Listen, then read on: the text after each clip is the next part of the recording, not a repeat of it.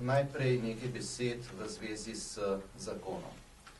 Problem tega zakona je, da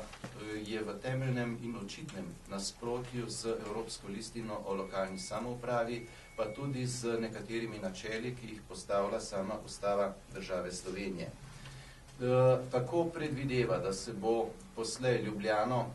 financiralo privilegirano, posebej mimo sistema, ki sicer velja za vse ostale mestne občine in tudi vse druge občine, in po drugi strani, da bo to predmet pogodbe in pogajanj, kot piše, to se pravi nekega dogovora. To pa je seveda v temeljnem neskladju z Evropsko listino o lokalni samoupravi, na to posebej opozarjam, ker to v samem gradivu ni podrobneje opisano in je to dodatna obrazložitev v bistvu te ustavne zahteve za oceno ustavnosti. Namreč, kaj narekuje Evropska listina o lokalni samoupravi? Postavlja lokalno samoupravo kot protiutež centralni veji oblasti in kot njen temelj postavlja finančno neodvisnost lokalne samouprave in zato kot izhodišče postavlja zahtevo, da mora financiranje lokalne samouprave, vsake lokalne skupnosti, ne glede na to, gre za glavno mesto ali pa za neko mejno obmejno občino, potekati po določenih pravilih, ki so neodvisna od kakršnekoli arbitrarnosti oziroma vpliva vsakokratne centralne oblasti. Ta mehanizem, ki se je pa vzpostavil zdaj s to novelo zakona za mesto Ljubljana, gre pa v popolnoma nasprotni smeri, ker namreč predvideva neke pogodbe in vsakokratne dogovore in bo torej odvisen od dobre volje ali pa, če hočete, politične skladnosti tistega, ki bo v danem trenutku na državni in ljubljanski oblasti. Najbrž je v tem trenutku bil ta zakon sprejet, to je bolj ali manj bilo očitno iz razprav koalicijskih poslancev, ki so ga zagovarjali v državnem zboru, v tem trenutku zato, ker so pač izrazito skladni, ker imajo skupne interese, morajo pač plačati neke predvolilne obljube, predvolilne dolgove in to počnejo na račun vseh ostalih delov lokalne samouprave. In je zato Ljubljana zdaj v izrazito privilegiranem položaju proti vsem ostalim mestnim občinam, pa zame kot Gorenjca, kot Kranjčana je mestna občina prav tako pomembna kot mestna občina Ljubljana, in seveda tudi proti vsem drugim lokalnim skupnostim. To pa v praksi pomeni, da če se pa to razmerje spremeni, recimo po lokalnih volitvah, bo lahko v Ljubljani izvoljen župan, ki bo imel podporo neke druge opcije,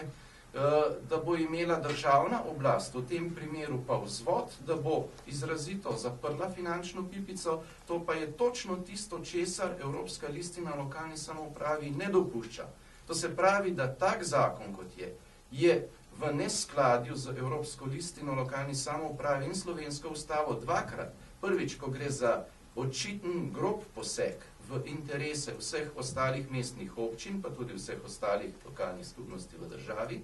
in drugič, ko gre za mestno občino Ljubljana samo, ker jo prepušča na milost in nemilost vsakokratni centralni oblasti. Zato je v tem primeru zahteva za oceno ustavnosti utemeljena in zaradi tega, ker lahko tak način, kot je zdaj predviden v tem zakonu, naredi nepopravljivo škodo vsem ostalim mestnim občinam, pa tudi vsem ostalim lokalnim skupnostim državi, predlagamo, da obravnava Ustavno sodišče to prednostno in da seveda zadrži izvajanje tega zakona. Pri ostalih dveh pa gre za ohranitev najbolj dragocene slovenske kulturne dediščine, ki je v širšem smislu tudi predmet zaščite glede na veljavno ustavo in seveda tudi glede na veljavno zakonodajo. V danem primeru govorimo o izjemno pomembnem kulturnem spomeniku Plečnikovih tržnic in iz tega vidika sta sporna oba prej navedena akta. Najprej akt, ki je dan strani ministrstva, ki razveljavlja poprejšnjo zaščito, brez da bi kakorkoli obrazložil, zakaj odpravlja to posebno zaščito tega pomembnega kulturnega spomenika, zaradi česar seveda sploh ni mogoče presojati, tehtati ustavne vrednote, ali je tak poseg sorazmeren ali ni. Že iz tega razloga je tu očitna nezakonitost, pa tudi protiustavnost tega odloka samega, in po drugi strani gre tudi za enako vsebino pri obvezni razlagi odloka o prostorsko-ureditvenih pogojih, ki kot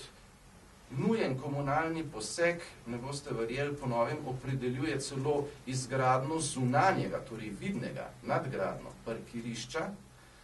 in pa izgradnjo mostu. To seveda ni noben nujen komunalni poseg, to ni vgradnja neke cevi v tla, zato da bi pač zadostili nekim temeljnim komunalnim potrebam, ampak pomeni grob poseg v samo arhitekturo, ki je v danem primeru občutljiva in v danem primeru škoda, ki bi bila s takim posegom povzročena, tudi očitno nepopravljiva. Iz tega razloga tudi v teh primerih predlagamo, da se zadrži izvajanje obeh spornih aktov in da se ju obravnava prednostno.